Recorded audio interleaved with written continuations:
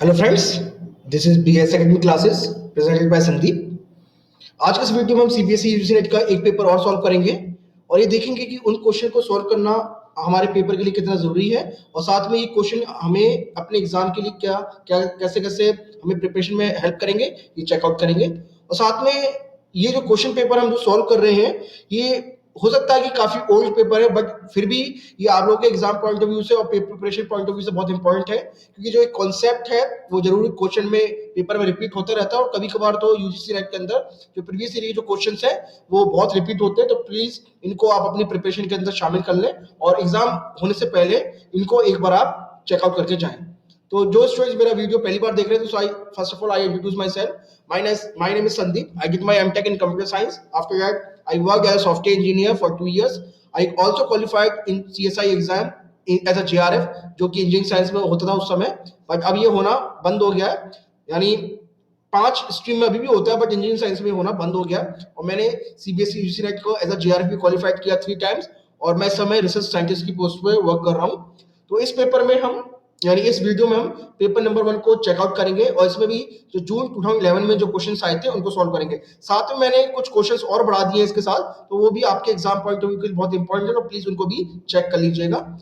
इसमें हम information communication technology यानी आईसीटी के पार्ट को सॉल्व करेंगे। तो सबसे पहले हमारे पास ये वाला question number 1, the octal number system consist of the following symbol. यानी ऑक्टल जो होता है नंबर सिस्टम, वो इनमें से कौन से सिंबल से रिप्रेजेंट होता है। तो सबसे पहली तो बात आती है नंबर सिस्टम। ये नंबर सिस्टम है क्या? तो जैसा कि मैंने पहले भी नंबर सिस्टम के बारे में थोड़ा बताया था, फिर मैं इस वीडियो में थोड़ा और रिपीट कर देता हूं कि नंबर सिस्टम हमारे एग्जाम पॉइंट ऑफ व्यू से केवल 4 नंबर सिस्टम हमारे लिए बहुत इंपॉर्टेंट है। मैं इनको लिख देता हूं। तो जो नंबर सिस्टम हमें अपने एग्जाम पॉइंट ऑफ व्यू से पढ़ने हैं नंबर सिस्टम, उसमें सबसे पहला तो है binary number system. Binary number system, मैं बाइनरी लिख देता हूं। दूसरा पढ़ना है ऑक्टल, देन हेक्साडेसिमल, हेक्साडेसिमल, और लास्ट हमारा होता है, हमारा हमने पढ़ा है जो decimal number system. Decimal number system. तो सबसे पहली बात आती है बाइनरी। तो देखो स्टूडेंट्स, बाइनरी हमें पता है केवल 2 डिजिट होती है, 0 और 1। 0 और 1 होता है। उसी तरह से ऑक्टल में 8 डिजिट होती है, 8 डिजिट्स होती हैं, इसलिए उसको ऑक्टल कहते हैं, 8 कहते हैं। तो ऑक्टल में हमारी 0 1 2 3 4 5 6 और 7 डिजिट होती है। 0 से लेकर 7 तक हो गई, यानी 8 डिजिट्स हो गई। उसी तरह से हमारी हेक्साडेसिमल। हेक्साडेसिमल जो होता है उसका मतलब 16 होता है। तो हेक्साडेसिमल में हमारे पास 16 डिजिट होंगी। तो 0 से लेकर 9 तक, यानी 0 1 2 3 4 5 6 7 8 और 9, ये तो हो गई 10 हो गई। उसी तरह से फिर A B C D E और एफ, ये हमारी 16 डिजिट होती है। ए को रिप्रेजेंट करता, ए रिप्रेजेंट करता है 10 को, बी करता है 11 को, सी करता है 12 को, डी करता है 13 को और ई करता है 14 को और एफ करता है 15 को। ठीक है। डेसिमल हमने जो चाइल्डहुड से पढ़ते हुए आ रहे हैं, 0 से लेकर 9 तक जो डिजिट होती है उसे डेसिमल नंबर सिस्टम कहते हैं। तो स्टूडेंट्स, ये हमारे जो होते हैं वो नंबर सिस्टम की बेसिक फंडामेंटल डिजिट्स है। तो आगे के वीडियो हम ये भी देखेंगे कि कैसे हमें डेसिमल से बाइनरी कन्वर्ट करना है, या फिर बाइनरी से डेसिमल से ऑक्टल करना है, या फिर बाइनरी से ऑक्टल करना है, ऑक्टल से हेक्साडेसिमल करना है। ये भी हम आगे के फ्यूचर के वीडियो में देखेंगे, क्योंकि ये आपके एग्जाम पॉइंट ऑफ व्यू से बहुत इंपॉर्टेंट टॉपिक है। तो ठीक है स्टूडेंट्स, आगे हम देखेंगे। तो इसमें हमें दिया था ऑक्टल नंबर सिस्टम 0 से लेकर 7 तक, यही करेक्ट आंसर है। 0 से लेकर 7 तक, 0 से लेकर 9 तक नहीं है, 0 से लेकर 9 ए से एफ तक नहीं है, और नन ऑफ दिस तो हो ही नहीं सकता, यानी ए हमारा करेक्ट आंसर है 0 से लेकर 7 तक। ठीक है स्टूडेंट्स, प्लीज इसको देख लीजिएगा एक बार। Next question, question number 2, the binary equivalent of -19 10 जो बेस है 10 in sign magnitude system is. Sign magnitude system यानी हमें 2s कॉम्प्लीमेंट निकालना है, 2s कॉम्प्लीमेंट निकालना है। ठीक है स्टूडेंट्स, ये हम देखेंगे कैसे। तो पहली बात तो आती है -19। -19 से पहले हम 19 को बाइनरी कन्वर्ट कर लेते हैं 19 को। तो अगर 19 को आप बाइनरी में कन्वर्ट करेंगे तो आप इसको लिख सकते हैं 16 to 1। क्या होता है देखते हैं, यानी 2 raised to power 4, 2 raised to power 2 और 2 raised to power, sorry 2 raised to power 2 नहीं, 2 raised to power 1 और 2 raised to power 0। ये क्या होता है, यानी किसी भी नंबर को आप चाहे तो 2 से डिवाइड करके उसको बाइनरी फॉर्म में कन्वर्ट कर सकते हैं। तो मैं इस तरह को मैं बहुत शॉर्ट फॉर्म में करता हूं क्योंकि मेरे ये बहुत सिंपल टेक्निक होती है, वो आगे हम देख लें। यानी किसी भी नंबर को हम 2 की रेज टू पावर में कन्वर्ट कर सकते हैं। तो आप अगर 19 को कन्वर्ट करेंगे तो 19 को आप ये जो 2 raise to power 4, 2 raise to power 1 और 2 रेज टू पावर 0 है, केवल इसी में 1 आएगा, बाकी जगह 0 आ जाएगा। तो 1 0 0 1 और 1, ये इसका बाइनरी हो गया। देखो ये हो गया 2 रेज टू पावर 4, ये 3 हो गया, ये 2 हो गया, ये 1 हो गया और 0 हो गया। 2 रेज टू पावर 3 और 2 रेज टू पावर 2 एब्सेंट है, इसलिए उनकी जगह पर 2 और 0 0 आ गया। तो स्टूडेंट्स ये हमारा बाइनरी नंबर हो गया। अब देखिए उससे पहले हमें साइन बिट डालना है। साइन बिट डालना तो देखो कि एक बाइट में 8 बिट्स होती है, तो 5 बिट्स का तो ये नंबर हो गया। और आगे की 3 जो डिजिट आएंगी उनको हम साइन बिट बोलेंगे, यानी 1 1 1 1 1 इसलिए क्योंकि साइन बिट जो नेगेटिव नंबर का उसे 1 से रिप्रेजेंट करते हैं, तो 1 1 आ गया। तो इसमें कोई चेंज नहीं होगा, यानी ये जो है ये फिक्स हो जाएगी, इट इज फिक्स्ड। अब जो चेंज आएगा वंस कॉम्प्लीमेंट और टूस कॉम्प्लीमेंट निकालने के लिए, वो इस डिजिट में चेंज होगा। क्या होगा जरा देखते हैं। तो पहले 2s कॉम्प्लीमेंट करने से पहले, यानी पहले हम 1s कॉम्प्लीमेंट निकालेंगे, 1s कॉम्प्लीमेंट निकालेंगे और फिर उसके बाद 2s कॉम्प्लीमेंट निकालेंगे।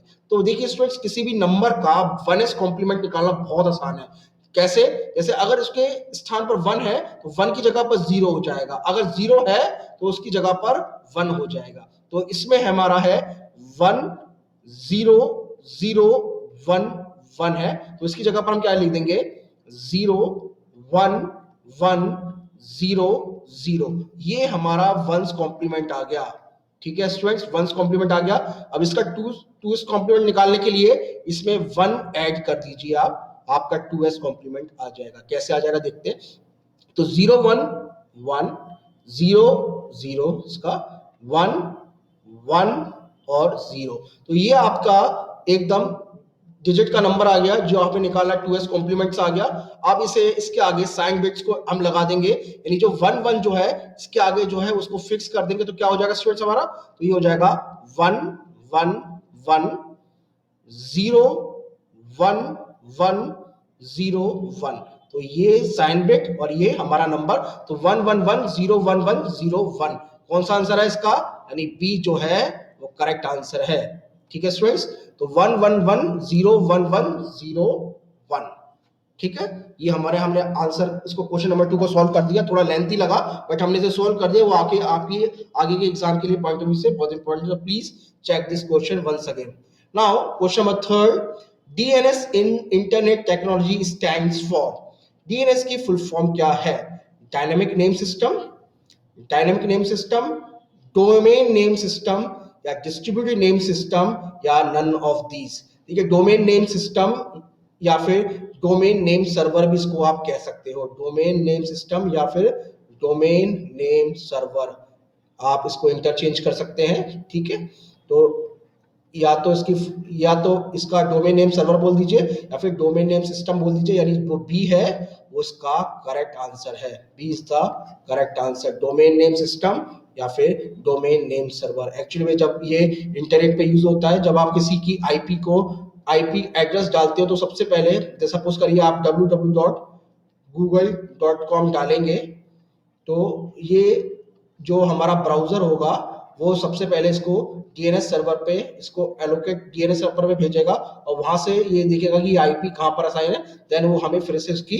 इंफॉर्मेशन को भेजेगा। वो क्या है डिटेल, इसको आगे हम फर्दर देखेंगे। तो एक्चुअली ये इंटरनेट पे यूज होता है, इतना मैं अभी आपको थोड़ा हिंट देता हूँ, आगे के क्वेश्चन में हम इनको सॉल्व करेंगे वीडियो में। Next question, HTML stands for, HTML stands for. ठीक है, HTML से क्या बनता है ये आपने देखा था, इससे हमें वेब पेज क्रिएट करते हैं। वेब पेज क्रिएशन में ये हमारी हेल्प करता है, वेब पेज ठीक है। तो वेब पेज क्या होता है, जो भी हम वेबसाइट्स पे देखते हैं, वेबसाइट पर जो वेब पेज होता है उसी को हम वेब पेज कहते हैं, जो आपने पेजेस देखे होंगे। तो HTML की फुल फॉर्म है हाइपर टेक्स्ट मार्कअप लैंग्वेज। तो B option hypertext manipulation language, hypertext managing link, hypertext manipulating link, इन तीनों में से कोई भी इसका आंसर नहीं है। लास्ट के थर्ड में जो करेक्ट आंसर है वो ए है, यानी हाइपर टेक्स्ट मार्कअप लैंग्वेज। ठीक है स्टूडेंट्स, चेक कर लीजिएगा एक बार वन सके। तो हाइपर टेक्स्ट मार्कअप लैंग्वेज, इसे HTML कहते हैं। इसके डिफरेंट डिफरेंट लिंक्स होते हैं, डिफरेंट डिफरेंट उसके कमांड्स होते हैं, वो आगे हम देख लेंगे। तो HTML यानी हाइपर टेक्स्ट मार्कअप लैंग्वेज। कभी कभार स्टूडेंट्स HTTP से इससे कंफ्यूज होते हैं, वो अलग है, उसे हम हाइपर टेक्स्ट ट्रांसफर प्रोटोकॉल कहते हैं। इसको हाइपर टेक्स्ट ट्रांसफर प्रोटोकॉल, इससे कंफ्यूज मत होइएगा, हाइपर टेक्स्ट ट्रांसफर प्रोटोकॉल। ठीक है स्टूडेंट्स, चलिए next question number 5, which of the following is a type of LAN, यानी लैन की full form local area network. Local area network, ये इसकी फुल फॉर्म होती है लोकल एरिया नेटवर्क की, यानी फुल फॉर्म है लोकल एरिया नेटवर्क। तो LAN is full form of local area network. Now ethernet, token ring, FDDI, इसकी full form हम आगे चेकआउट करेंगे। एफडीडीआई एक प्रोटोकॉल होता है जो डेटा लिंक लेयर में यूज होता है। तो इथरनेट, टोकन रिंग, एफडीडीआई, तीनों की तीनों जो टेक्नोलॉजी है वो आपकी लैन टेक्नोलॉजी है। लैन टेक्नोलॉजी है या फिर लैन प्रोटोकॉल्स हैं। ये लैन टेक्नोलॉजीज बोल दे सकते हैं हम इसको, या फिर प्रोटोकॉल्स कह सकते हैं। प्रोटोकॉल्स क्या होते हैं? Protocols are sets of commands, sets of instruction या फिर सेट्स ऑफ कमांड्स। ठीक है, ये होता है प्रोटोकॉल्स का, जो कि सभी को स्टैंडर्ड फॉलो करते हैं, जैसे सेट्स ऑफ कमांड्स, या फिर ये प्रोटोकॉल जो होते हैं sets of commands, sets of instructions है। प्रोटोकॉल्स का मतलब ये होता है जिसमें एक स्टैंडर्ड क्रिएट होता है सब यूनिवर्सल कंप्यूटर्स में, या फिर एक चीज जगह पर आप कह सकते हैं इसको। तो इथरनेट, टोकन रिंग, एफडीडीआई, तीनों इसके आंसर है, नहीं D is the correct answer, all of the above. Next question, which of the following is a social networking site?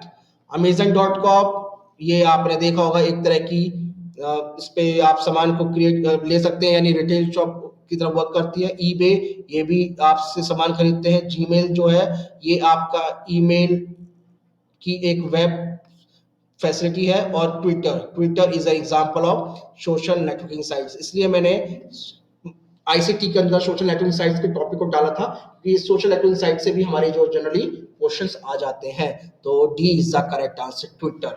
और भी एग्जांपल है, जैसे फेसबुक है, आप और भी बहुत से बहुत आंसर इसके एग्जांपल है सोशल नेटवर्किंग साइट्स के। लिंक्डइन हो गया, ये सारे इसके सारे सोशल नेटवर्किंग के एग्जांपल है। एक बार आप इनको चेक कर लीजिएगा अपने एग्जाम पॉइंट ऑफ व्यू से। Now the next question is virtual reality provides. Virtual reality क्या होती है? आपने देखा होगा बहुत से लोग 3D मूवी देखते हैं, और आपने देखा होगा कि बहुत से लोग अपने चश्मे के ऊपर, अपने ऊपर एक बड़ा सा बॉक्स लगा के रखते हैं आंख पे, जिससे वो 3D मूवी देखते हैं।